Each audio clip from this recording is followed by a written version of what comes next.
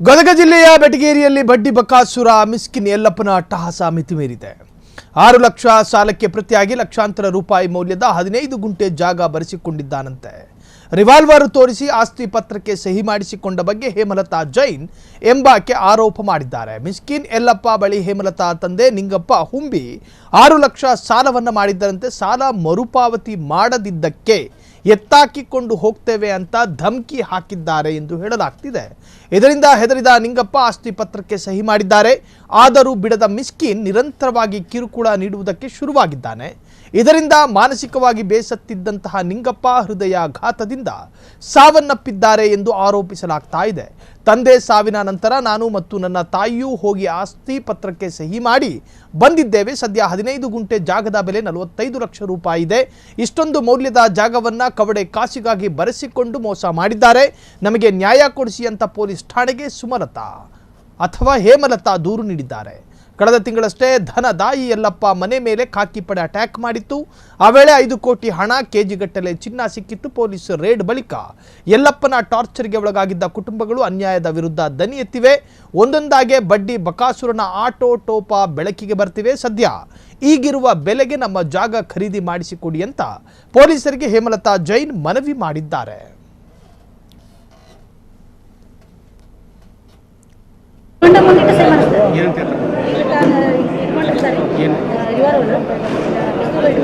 ಯಲ್ಲಪ್ಪ ಮಿಸ್ಕಿನ್ ಅವ್ರ ಕಡೆ 6 ಲಕ್ಷ ರೂಪಾಯಿ ಇಸ್ಕೊಂಡಿದ್ರು ರೀ. ಇಸ್ಕೊಂಡಿದ್ದಕ್ಕೆ ಹೊಳ್ಳಿ ಕೊಡ್ಲಾರ್ದಕ್ಕೆ ನಾವು 15 ಗುಂಟೆ ಜಾಗನ ಅವ್ರಿಗೆ ಅವತ್ತಿನ ಬೆಲೆ ಸಿಗ್ಲಾರ್ದಕ್ಕೆ ಕೊಡಬೇಕಾಯ್ತು. ಇಲ್ವಾ ನೀವು ದುಡ್ಡು ಕೊಡ್ತೀರಾ ಅಥವಾ ಸೈನ್ ಮಾಡ್ತೀರಾ ಅಂತ ಹೇಳಿದ್ರೆ, ಇಲ್ಲ ಎತ್ತಕೊಂಬರ್ತೀವಿ ನೋಡಿ ನೀವು ಹೆಂಗೆ ಮಾಡ್ತೀರಿ. ನಾವು 3 ತಿಂಗಳ ನಮ್ಮ ಅಪ್ಪರ ಬಡ್ಡಿ ಕೊಟ್ಟಿದ್ದರು ರೀ. ನಾವು ನಿಂಗಪ್ಪ ಬಸಪ್ಪ ಹುಂಬಿ ಅಂತ ಹೇಳ್ರಿ 15 ಗುಂಟೆ ಜಾಗ ಇಡ್ತಿದ್ವಿ. ಆಮೇಲೆ ಅವರು ನಮ್ಮಪ್ಪರ 2ನೇ ತಾರೀಕಿಗೆ ಫೋನ್ ಮಾಡಿದ್ರು, 2 ಜೂನು 2020ಕ್ಕೆ ಹೆಂಗೆ ದುಡ್ಡು ಕೊಡ್ತೀಯೋ ಅಥವಾ ನಮ್ಮ ಮಂದಿ ಕೊಟ್ಟು ಕಳಿಸಿ ನಿಮ್ಮ ಅಪ್ಪರನ್ನ ಎತ್ತಕೊಂಬರ್ಬೇಕಾ ಅಥವಾ ಹೆಂಗೆ ಅಂತ. ಸರ್ ನೋಡಿರಿ ನೀವು ಹೇಳ್ದಂಗೆ ಮಾಡ್ತೀವಿ, ನಮ್ಮ ಅಪ್ಪರಿಗೆ ನಾನು ಹೇಳ್ತೇನೆ ರೀ ಹೋಗಿ ಸೈನ್ ಮಾಡಿ ಅಂತ ಹೇಳಿ 2ನೇ ತಾರೀಕಿಗೆ ಅವ್ರು ಫೋನ್ ಮಾಡ್ಯಾರ. 4ನೇ ತಾರೀಕಿಗೆ ನಮ್ಮ ಅಪ್ಪರ ಒಂಥರ ಶಾಕ್ ಆಗಿ ತೀರ್ಕೊಂಡ್ಬಿಟ್ರಿ. ಈಗ ನಮ್ಮದು ಹಣನೂ ಹೋತು, ಗುಣನೂ ಹೋತು ರೀ. ಇವ್ರಿಗೆ ಸರ್ಗೆ ದುಡ್ಡಿಂದು ಮುಖ್ಯ, ಅದ್ರ ಮನುಷ್ಯನ ಮುಖ್ಯತೆ ಇದ್ದಿದ್ದಿಲ್ಲ. ಆದರೂ ಮನುಷ್ಯ ಹೋದ್ಮೇಲೂ ಆ ಜಗಕ್ಕೊಂದು ಬೆಲೆ ಏನೈತಿ ಅಂತ ಆ ಬೆಲೆ ಪ್ರಕಾರ ನಮ್ಗೆ ದುಡ್ಡು ಕೊಟ್ಟಿದ್ರೆ ನಮಗೆ ಇವತ್ತು ಕಷ್ಟ ಇರ್ತಿದ್ದಿಲ್ಲ. ನಮಗೊಬ್ಬ ತಮ್ಮ ಅದನ್ರಿ, ಅವ್ಗೆ ಇರಾಕೂ ಮನೆ ಇಲ್ಲ, ಏನೂ ಇಲ್ಲ. ಎಲ್ಲ ಆಸ್ತಿ ಇದ್ದವ್ರಿಗೂ ಹೆಣ್ಣು ಸಿಗಾಕನ ಈಗಿನ ಕಾಲದಾಗ ಕಷ್ಟ ಐತಿ. ಈಗ ಮನೆ ಇಲ್ದವ್ರಿಗೆ ಮರ್ಯಾದೆ ಇರಲ್ಲ. ಆ ಪ್ರಕಾರ ಈಗ ನಮ್ಮ ತಮ್ಮಗೂ ಒಂದು ಜೀವನ ಬೇಕಲ್ಲ, ಮನೆಯೂ ಇಲ್ಲ, ಮರ್ಯಾದೆನೂ ಇಲ್ಲ, ಆಮೇಲೆ ಮದುವೆನೂ ಇಲ್ಲ. ಹೀಗಾಗಿ ನಮ್ದು ಭಾಳ ಕಷ್ಟ ಆಗೈತೆ ರೀ. ಆಸ್ತಿ ಬರ್ಸ್ಕೊಂಡು ಅವ್ರ ಮಗನ ಹೆಸರಿಂದ ಬೆಟಗೇರಿ ಒಳಗೆ ರೀ ಬಾಲಾಜಿ ಗುಡಿಯಿಂದ ಐತ್ರಿ. 15 ಗುಂಟೆ ಐತ್ರಿ ಸರ್. ಪ್ರೆಸೆಂಟ್ ರೇಟ್ ರೀ ಸರ್ ನೋಡು ನಮ್ಗೆ ಇಲ್ಲಿ ಐಡಿಯಾ ಇಲ್ಲ. ನಾನು ಮದುವೆಗೆ 20 ವರ್ಷ ಆಯ್ತು ರೀ, ರಾಜಸ್ಥಾನಕ್ಕೆ ಇರ್ತೀನಿ. ಇಲ್ಲಿದು ಒಂದು ಸಣ್ಣ ಹಳ್ಳಿಯೊಳಗೆ 1 ಗುಂಟೆಗೆ 2 ಲಕ್ಷ ಐತ್ರಿ. ಇದು ಸಿಟಿ ಏರಿಯಾ. ಸಿಟಿ ಪ್ರಕಾರ ಎಲ್ಲರಿಗೂ ನಾನು ಕೇಳಿದೆ, ಇದು ಬೆಟಗೇರಿ ಒಳಗೆ ಅಥವಾ ಗದಗ ಇದ್ರಾಗ ನಾನು ಕಾಂಟ್ಯಾಕ್ಟ್ ಮಾಡಿದಾಗ ಅವ್ರೇನಂದ್ರು, ಕಡಿಮೆ ಅಂದರೂ ಒಂದು 5 ಲಕ್ಷ ಇರುತ್ತಮ್ಮ, ನೀವು ವಿಚಾರ ಮಾಡಿರಿ ಅಂತ. 5 ಲಕ್ಷ ಅಂದ್ರೆ ನನ್ನ ಸೈಟಿನ ಬೆಲೆ 45 ಲಕ್ಷ ರೂಪಾಯಿ ಆಗುತ್ತೆ ರೀ. ನಿಮ್ಮದು ದುಡ್ಡು ಇದು ಮಾಡಿಕೊಂಡು ನನಗೆ ಉಳಿದ ದುಡ್ಡು ಕೊಡಬೇಕು, ಇಲ್ಲ ನಾನು ನಿಮಗೆ ದುಡ್ಡು ಕೊಡ್ತೀನಿ, ನನ್ನ ಜಾಗ ಬಿಟ್ಕೊಡ್ರಿ ಅಂತ ವಿನಂತಿ ಮಾಡ್ಕೋತೀನಿ. ನಾನು 6 ಲಕ್ಷ ರೂಪಾಯಿ ಇಸ್ಕೊಂಡಿದ್ದೆ ರೀ. ನಾನು ನಮ್ಮ ತಂದೆಯವರು 3 ಸರಿ ಕೊಟ್ಟಾರ್ರಿ. 3% ತೊಗೊಂಡಿದ್ದಾರೆ. ಇದು ಮಾಡಿ ನಿಮ್ಮ ತಂದೆಗೆ ದುಡ್ಡು ಕೊಡ್ತಾರ ಅಥವಾ ನಮ್ಮ ಕಡೆ ಮಂದಿ ಅದಾರವ ನಾವು ಕಾರ್ಗೆ ಕೊಟ್ಟು ಕಳಿಸಿ ನಿಮ್ಮ ಅಪ್ಪರನ್ನ ಎತ್ಕೊಂಬರ್ತೇವೆ ನೋಡು ಅಂತಂದ್ರೆ ರೀ. ಅಂದ್ರೆ ನೋಡ್ರಿ ಸರ್ ಹಂಗೆ ಇದು ಮಾಡಿಬಿಟ್ರೆ ನಾನು ನಮ್ಮ ತಂದೆಯವ್ರಿಗೆ ಹೇಳ್ತೀನಿ, ನೋಡ್ರಿ ನಮ್ಮ ಮೇನ್ ನಮ್ಗೆ ತಂದೆಯವರು ಜಾಗ ದುಡ್ಡು ಮುಖ್ಯ ಅಲ್ಲ. ಹೀಗಾಗಿ ನೀವು ಅಪ್ಪಾಜಿ ಹೋಗಿ ಸೈ ಮಾಡಿಬಿಡ್ರಿ ಅಂತ ಹೇಳಿದೆ ನಾನು. 2ನೇ ತಾರೀಕಿಗೆ ಫೋನ್ ಬಂದಿತ್ತು ರೀ. 4ನೇ ತಾರೀಕಿಗೆ ನಮ್ಮ ಅಪ್ಪಾಜಿ ತೀರ್ಕೊಂಡ್ರಿ. ನನಗೂ ಸರ್ ಕರೆಸಿ 2020 ವಿಕಾಸ್ ಅವ್ರ ಹೆಸರಿಂದ ರಿಜಿಸ್ಟ್ರಿ ಮಾಡಿಸ್ಕೊಂಡ್ರಿ. ಅವ್ರು ಖರೀದಿ ಮಾಡಿಸ್ಕೊಂಡ್ರಿ. ಆಮೇಲೆ ನಂಗೆ 14 ನವಂಬರ್ಗೆ ನಾನು ಇಲ್ಲಿ ಬಂದೆ ರೀ. 14 ನವಂಬರ್ 2024ಕ್ಕೆ ಕರೆಸಿದ್ರು. ಇಲ್ವಾ ಕೋರ್ಟ್ನಾಗ ಏನೈತಿ ನಿಮ್ದು ಕೇಸ್, ಅದನ್ನು ಬಂದು ಕೋರ್ಟಿಗೆ ಸೈ ಮಾಡ್ಬೇಕಂತ ಹೇಳಿದ್ರು. ಆಯ್ತು ಸರ್ ಅಂತಂದು ನಾನು ಬಂದೆ. ಅವತ್ತು ವಕೀಲರು ಭೇಟಿ ಆಗಬೇಕು, ವಕೀಲರು ಸಿಗಲಿಲ್ಲ.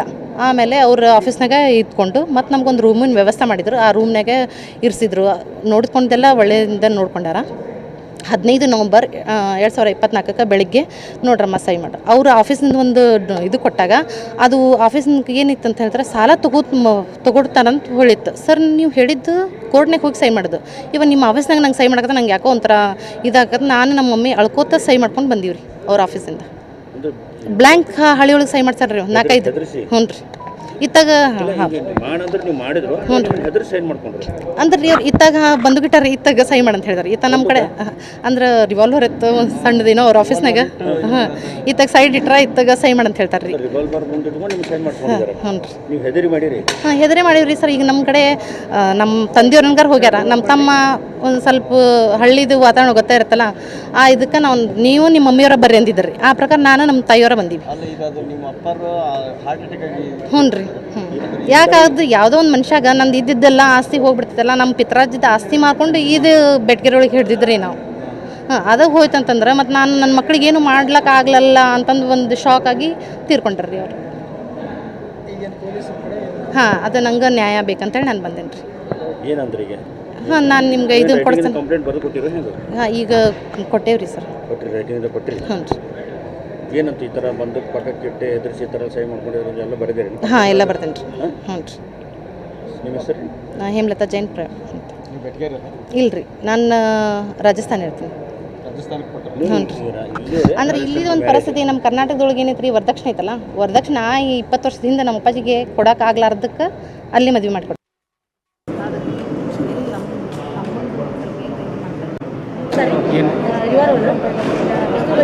ಸೈಡ್ ಇಡ್ತಾರೆ, ಸೈಡ್ ಇಟ್ಟು ಮಗ ಮತ್ತು ಕೆಲವೊಂದು ಸುಶೀಲ್ ಶೆಟ್ಟರ್, ಅಶೋಕ್ ಬಾಕಡೆ, ಕೆಲವರು ಹಿಂದೆ ಸಪೋರ್ಟಿಗೆ ಗುಂಡಗಳು ಇರ್ತಾರೆ. ಗುಂಡಗಳು ಇಟ್ಟು ಆಸ್ತಿ ಪೇಪರ್ ಕೊಡ್ತಾರೆ, ಸಹಿ ಮಾಡಿ ಖಾಲಿ ಕೊಡ್ತಾರೆ. ಮೊದಲ ಮತ್ತು 2ನೇ ವಾರದಲ್ಲಿ ಕೆಲವು ರೇಡ್ ಕೇಸ್ಗಳನ್ನು ಮಾಡಿದ್ವಿ. ಕೆಲವು ಪ್ರಕರಣಗಳನ್ನು ಕೂಡ ದಾಖಲೆ ಮಾಡಿಕೊಂಡು ತನಿಖೆ ಮಾಡಿದ್ವಿ. ಯಾವುದಕ್ಕೆ ಸಂಬಂಧಪಟ್ಟಂತೆ ಅಂದರೆ ಮೀಟರ್ ಬಡ್ಡಿಗೆ ಸಂಬಂಧಪಟ್ಟಂತೆ ಮತ್ತು ಅದನ್ನು ಹಿಂಸೆ ನೀಡಿ ವಸೂಲಿ ಮಾಡ್ತಕ್ಕಂಥ ಕೆಲವು ವ್ಯಕ್ತಿಗಳ ಮೇಲೆ. ಸೊ ಈ ಪ್ರಕರಣಗಳನ್ನು ದಾಖಲಿಸಿಕೊಂಡು ತನಿಖೆ ನಡೀತಾ ಇದೆ. ಈ ಸಮಯದಲ್ಲಿ ನಮಗೆ ಇನ್ನೂ ಕೆಲವರು ಕೆಲವು ವ್ಯಕ್ತಿಗಳು ಮುಂದೆ ಬಂದು ಅವರು ಸಾಕ್ಷಿಗಳನ್ನು ಕೊಡುವುದು ಬಾಕಿ ಇದೆ. ಅಂದರೆ ಕೆಲವು ದಾಖಲಾತಿಗಳನ್ನು ಅವರು ಐಡೆಂಟಿಫೈ ಮಾಡಲಿಕ್ಕೆ ಮತ್ತು ಕೆಲವರು ಇನ್ನೂ ಬಂದು ಅಂದರೆ ಹೇಳಿಕೆ ಕೊಡೋದು ಎಲ್ಲ ಬಾಕಿ ಇದೆ. ಅದೇ ರೀತಿ ಇನ್ನೂ ಕೆಲವರು ತಮ್ಮ ಹವಾಲುಗಳನ್ನು ಹೇಳ್ತಾಯಿದ್ರು, ಈ ಥರ ಆಗಿದೆ, ನಮಗೆ ತೊಂದರೆ ಆಗಿದೆ ಅಂತ. ಆ ನಿಟ್ಟಿನಲ್ಲಿ ಇವತ್ತು ನಾವು ಒಂದು ಪ್ರೆಸ್ ನೋಟನ್ನು ಕೊಟ್ಟು ಎಲ್ಲ ಸಂಬಂಧಪಟ್ಟ ಏನು ಕೇಸಲ್ಲಿ ಸೀಸ್ ಮಾಡಿದ್ವಿ ಆ ಪ್ರಾಪರ್ಟಿನ ಇವತ್ತು ಇಲ್ಲಿ ಇಟ್ಕೊಂಡು ನಮ್ಮ ತನಿಖಾಧಿಕಾರಿಗಳು ಇಲ್ಲಿ ಹಾಜರಿರ್ತಾರೆ. ಯಾರಾದರೂ ಬಂದು ಅವ್ರದ್ದು ಯಾವುದಾದ್ರೂ ದಾಖಲಾತಿಗಳನ್ನು ಐಡೆಂಟಿಫೈ ಮಾಡೋದಿದ್ದರೆ ಅಥವಾ ಅವರ ಅಹವಾಲನ್ನು ನೀಡೋದಿದ್ದರೆ ಅಥವಾ ಅವರ ಹೇಳಿಕೆಗಳನ್ನು ನೀಡೋದಿದ್ದರೆ ಅವ್ರು ಕೊಟ್ಟರೆ ಅದನ್ನು ತನಿಖೆಯಲ್ಲಿ ಪರಿಗಣನೆ ಮಾಡಿಕೊಂಡು ಮತ್ತೆ ತನಿಖೆ ಮುಂದುವರಿಸಲಿಕ್ಕೆ ಒಂದು ಅವಕಾಶ ಸಿಗ್ತದೆ. ಆ ನಿಟ್ಟಿನಲ್ಲಿ ಆ ಪ್ರಕರಣಗಳ ಎಲ್ಲ ಒಂದು ಜಪ್ತಿ ವಶಪಡಿಸಿಕೊಂಡ ಮುದ್ದೆಮಾಲು ಇದೆ, ಸ್ವತ್ತುಗಳಿದೆ, ಅದನ್ನು ಸಂಬಂಧಪಟ್ಟ ತನಿಖಾಧಿಕಾರಿಗಳ ಜೊತೆಗೆ ಇವತ್ತು ಈ ನಮ್ಮ ಪೊಲೀಸ್ ಭವನದಲ್ಲಿ ಅದನ್ನು ಜೊತೆಗೆ ಇಟ್ಕೊಂಡು ತಂಗಿದ್ರು ಅವರು ಕೂಡ ಬಂದು ಹೇಳಿದ್ರೆ ಅದ್ರ ಬಗ್ಗೆ ಕೂಡ ನಮ್ಮಲ್ಲಿ ಇರ್ತಕ್ಕಂಥ ಲಭ್ಯವಿರೋ ದಾಖಲಾತಿಗಳನ್ನ ಪರಿಶೀಲನೆ ಮಾಡಿ ಆಮೇಲೆ ತಮಗೆ ಪ್ರಶ್ನೆ ಈಗ ಅದೇ ಏನಾಗಿದೆ, ಖಾಲಿ ಚೆಕ್ಗಳಿದ್ದಾವೆ, ಕೆಲವುದ್ರಾಗ ಹೆಸರಿದ್ದಾವೆ, ಕೆಲವುದ್ರಾಗ ಹೆಸರು ಕೂಡ ಇಲ್ಲ. ಸೊ ಏನಾಗುತ್ತೆ, ಈ ಹೆಸರಿದ್ದವ್ರಿಗೆ ನಾವು ಕರೆಸಿ ವಿಚಾರಣೆ ಮಾಡ್ಬೋದು, ಹೆಸರಿಲ್ಲದವ್ರಿಗೆ ಸ್ವಲ್ಪ ಕಷ್ಟ ಆಗ್ತದೆ. ಅದಕ್ಕೆ ಅಂಥವ್ರು ಯಾರಾದರೂ ಚೆಕ್ಗಳು ನಾವು ಕೊಟ್ಟಿದ್ವಿ, ನಮಗೆ ನೀವು ಇಂಥ ಚೆಕ್ ನಮ್ಮದೇ ಅಂತ ಮುಂದೆ ಬಂದರೆ ನಮ್ಮ ತನಿಖೆಗೆ ಹೆಲ್ಪ್ ಆಗ್ತದೆ. ಆ ನಿಟ್ಟಿನಲ್ಲೇ ನಾವು ಇದನ್ನು ಈಗ ಕೆಲವು ಜನರು ಬಂದಿದ್ದಾರೆ, ಜಸ್ಟ್ ಇನ್ನೂ ಕೆಲವರು ಜನ ಬರ್ಬೋದು. 2 ಗಂಟೆವರೆಗೆ ನಮ್ಮ ಅಧಿಕಾರಿಗಳು ಇಲ್ಲೇ ಹಾಜರಿರ್ತಾರೆ. ಸೊ ಅದನ್ನು ಕಂಪ್ಲೀಟ್ಲಿ ಅದೆಲ್ಲ ಪರಿಶೀಲನೆ ಮಾಡಿ ಅವ್ರ ಹೇಳಿಕೆಗಳನ್ನ ಪಡೆದುಕೊಂಡು ಮುಂದುವರಿತಾರೆ.